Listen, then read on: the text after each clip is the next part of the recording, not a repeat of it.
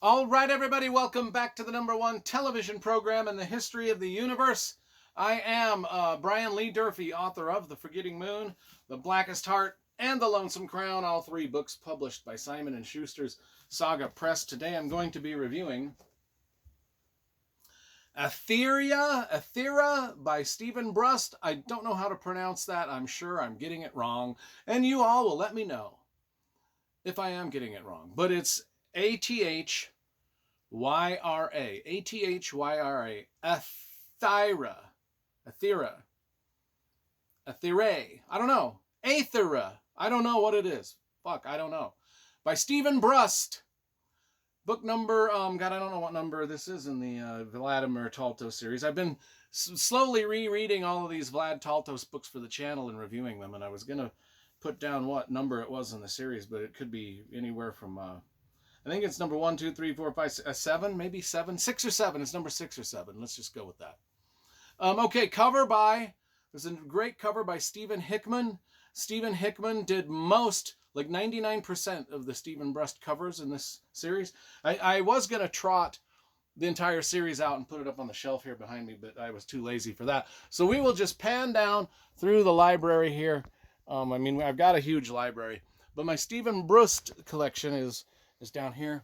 So that's all of the Steven Brust books that we've got.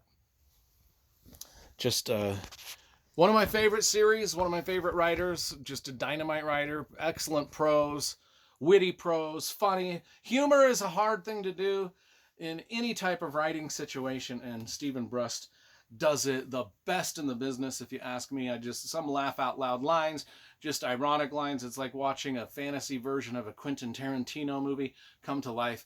And Vlad Taltos, our main character, is just a great dude to follow around.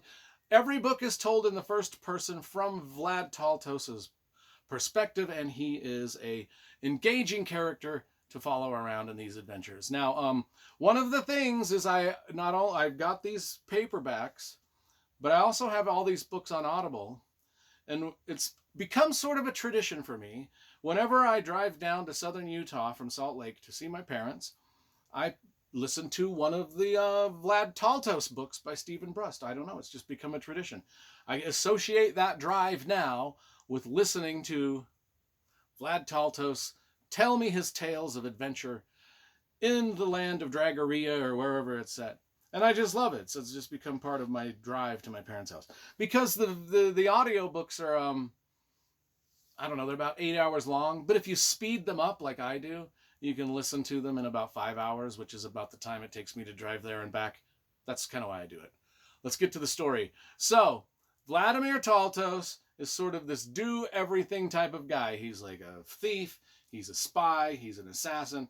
He does everything for hire, a mercenary for hire in the land, this fantasy land that has all these different types of races and race classes, all of them listed as like, there's the Orca, there's the Phoenix, there's the Tekla, there's the Jerrig, there's the Yendi, there's the Athyra. All of these different race classes that live in this place have a very distinct physical look, a very distinct like political view, a very distinct kind of religious philosophy. All of them come together in all of these books and interact and intermingle. And Vlad Taltos is the eyes that we view all of this through. That's sort of the world building. He's got all these characters that follow him around. He's got these people that work for him, and he's got different girlfriends, and there's all these famous sorcerers and witches and different magic users and assassins that he's known, that we get to know through all these books that he interacts with. Well, in this book, Athyra, none of those characters are in it. Because Vlad Taltomos, that's not his name. Vlad Taltos is on the run. He's out on the run. And for this book, he's on his own. I should just stop trying to speak English. I cannot even pronounce any of the words that I'm trying to pronounce in this entire video. Okay, so Vlad Taltos is on the run in this book from things that happened in the previous 5 or 6 books.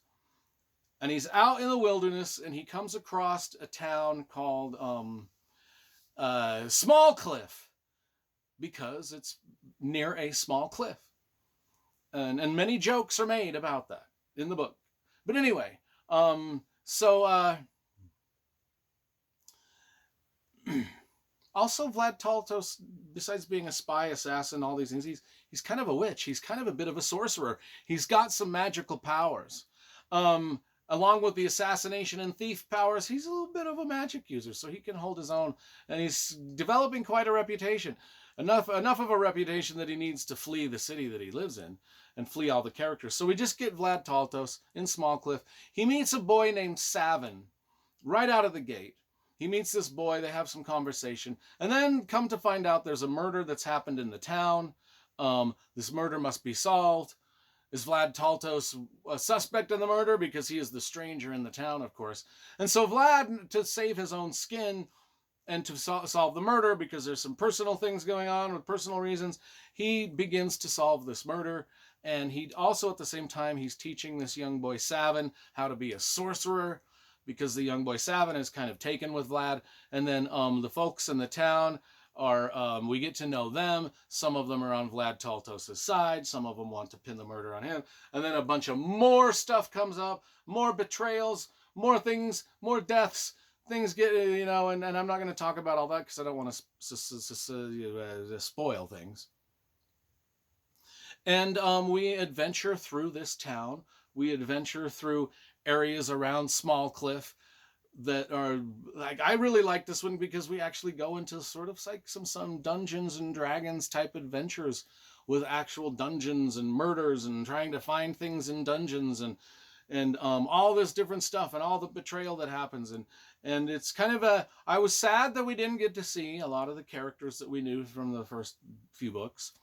But it was all right because this was actually one of the more engaging Vlad. Well, they're all engaging. I mean, they're all 10s out of 10s in my book. And this one's a 10 out of 10 too. It's just a different landscape we're visiting. We're not in the main city where Vlad usually does all of his main stuff. But still, that being said, it's still a 10 out of 10. It's just absolutely delightful. It made the drive to my parents' house go by like that. I love the voice narrator of this. I can't remember his name.